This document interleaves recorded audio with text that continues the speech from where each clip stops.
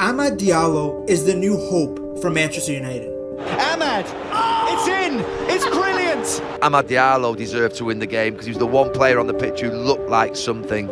I think he's been the best player for Man United this season. For years, United had been looking for a talent that would develop into a superstar. Rashford, Martial, Anthony, they all gave the fans a little bit of hope. The club was in desperate need of a player who could lift them back to where they were. But instead, United became a graveyard for careers. They were killing talents instead of developing them. Such a toxic place that even the greatest player in their club history was destroyed in his return. I think United have shown nothing but disrespect to Ronaldo. Yet throughout all of this, Amad, the wonder kid, has emerged. For all the big names around Manchester United, they might have just unearthed a little diamond. I love him. Look for certain traits in a Man United player, obviously, and he looks like he's got that. He looks like he's comfortable in the jersey. A player who was benched over and over again by Ten Hag. Under Eric Ten Hag, Diallo was in and out, didn't really know if he was playing, played a couple of cup games, a couple of European games. Is now finally showing his bright colours.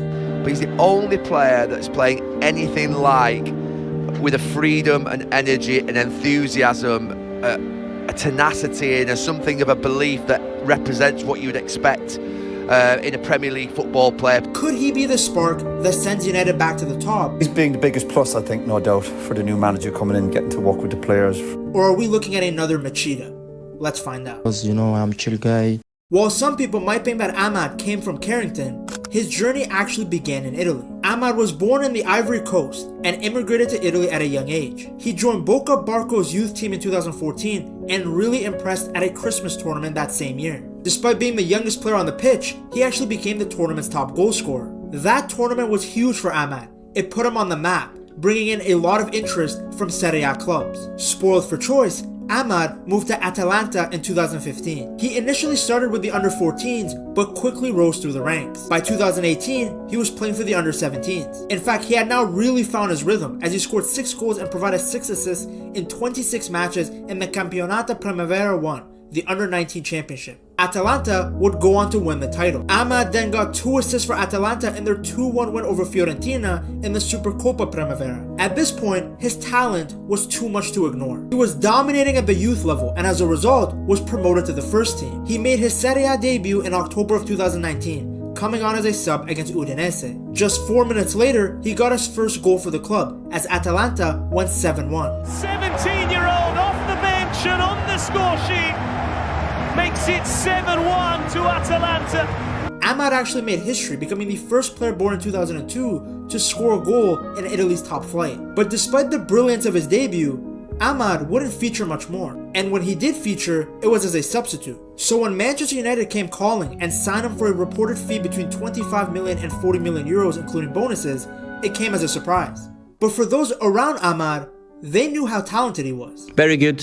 He can handle the ball, he's enjoyed training, he makes a difference in training, which is quite remarkable at his age. Kulusevski, who now plays for Tottenham, spent time with Amad at Atalanta, and the Swede knew from the beginning that Amad had superstar potential. I know Amad, I went to same school with him, I went to same class with him, so I know him really well. His talent is unbelievable and he's been by far one of their best players this season, and he has so much talent and it will take him long. To be fair though, you're never going to see one of these players say that his teammate was trash. Like, he's not going to be like, oh, my boy, I played with him, he sucks, I have no idea how he made it as a professional. But Kulusevski wasn't the only person that was ahead of the curve when it came to seeing Amad's potential. I don't think you're ever going to see this on TV, and I don't think you'll probably see it again.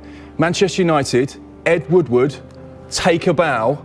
You have signed a future superstar, and I know I'm going to put a lot of pressure on the lad, but this is one player that I think Manchester United fans and fans of football across the world can get excited about. To the general public though, he was still unknown, unless you were playing Football Manager. Amad began his United journey with the under-23s. He scored a brace on his debut, showing that he was ready for first-team football. He actually ended up making his first-team debut as a sub in the Europa League. His first goal for United came a month later in a 1-1 draw against Milan. His Premier League debut wouldn't come until May of 2021, but Amad did it in style. He assisted Mason Greenwood's goal, making history, as it was the first time in 15 years that a teenager assisted another teenager for a Premier League goal. I know Diddy definitely enjoyed that goal. The next season, Amad even started in a Champions League match against Young Boys. Despite some moments of brilliance though, United felt that Amad still needed more development, which I do find a bit interesting because United has a history of integrating youth players immediately into the first team. And from the get-go, it was obvious that Amad was really good. It's not like he was some sort of raw player that needed to make a ton of improvement in order to be a Manchester United player. It was clear from the few matches at United and his time at Atalanta that he was a technically gifted footballer who had a great knowledge of the game. But I guess technically in that season, with Ronaldo there, Sancho, Rashford, Greenwood, and Martial, the club felt that he wouldn't get enough playing time. So Amad was loaned out to Rangers in January of 2022 for the remainder of the season. In typical Amad fashion, he scored on his debut as Rangers drew 3-3 to Ross County. It's actually quite impressive how many times this guy either scores or assists in a debut match. But despite the strong start, the same issues persisted. He was praised for his flashes of talent, but people still felt that he was far away from becoming a regular starter. His performance against Celtic was so poor that pundits were stating that he almost looked like a rabbit in headlights. You know how it goes, as soon as a technically gifted but kind of small and fragile player struggles to play, all these questions come up from the media about is he ready for the physical demands of playing in Europe, playing regular first team football. It's like clockwork. Look at Messi, the guy scored 91 goals in a calendar year, yet there were people saying that he couldn't handle it against Stoke. As a result, Rangers ended up not renewing his loan. Instead, Amad joined Sunderland for the 2022-2023 season. And it was at Sunderland that he silenced all the doubt and criticism that he got during his time in Scotland. He featured in 37 league matches, starting the majority of them. He got his first goal for the club against Burnley, and from then on, continued to play amazing. With 3 goals in 5 games in December, he won the EFL Young Player of the Month. He finished the season with 14 goals and 4 assists as Sunderland pushed for promotion. Not hard to see why, just look at his amazing performance against Birmingham, where he assisted the opening goal and then scored a fantastic goal himself, winning man of the match. Then in the playoff semi-final, he scored a stunning free kick against Lune. Despite only being at the club for a season, he had made a lasting impression. All that talk about him not being physically ready or that he was only showing flashes of talent, well, they were thrown out the window. Kind of like Anthony's football skills ever since he joined from Ajax. When Amad was given the right opportunity, he was shining. Tony Mowbray, the Sunderland coach, had given Amad the freedom to express his creativity and play his game. Because he's very, very talented. He's a lovely kid.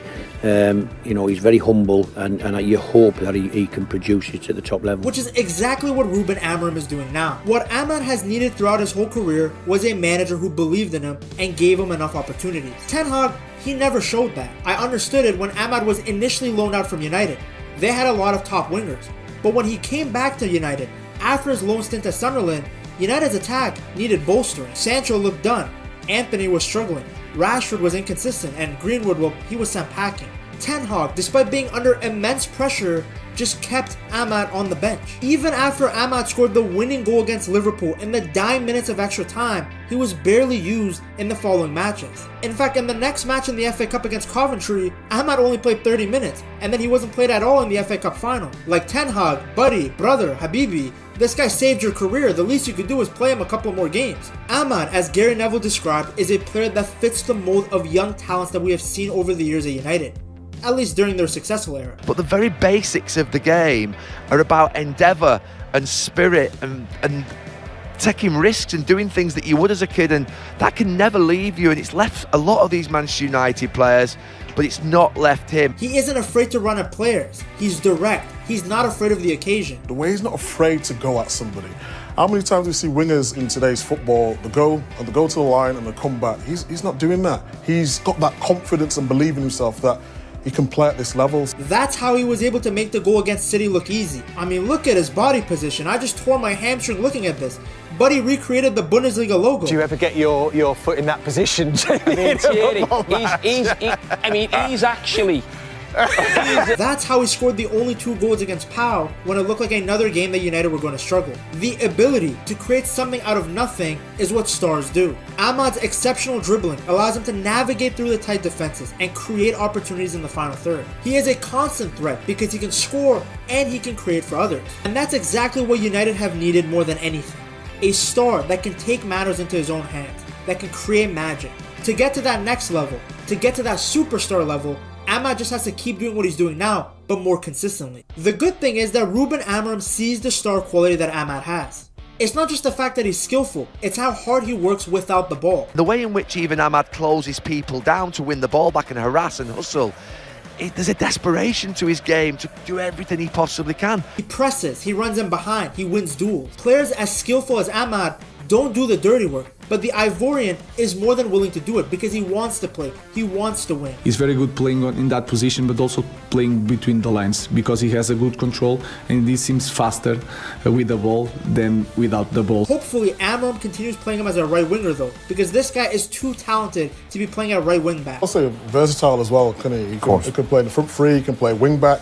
It's obviously a benefit that Amad is so versatile, but the team needs him further up the pitch, much closer to goal. The closer he is to goal, the better, because he's the best attacker that Manchester United have. Because, you know, he actually makes good decisions, unlike some other players. In high pressure situations, Amad remains calm, making calculated decisions that benefit the team. His speed of thought is really impressive considering how young he is. I can understand why certain fans still might not believe in him.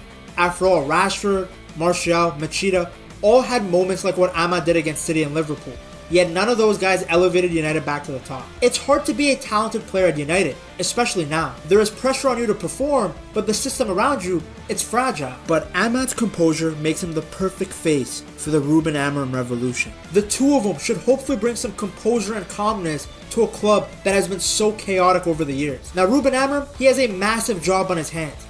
Can he rejuvenate this United team? Only time will tell. To see what his blueprint is to get the Red Devils back to the top, you have to check out this video right here.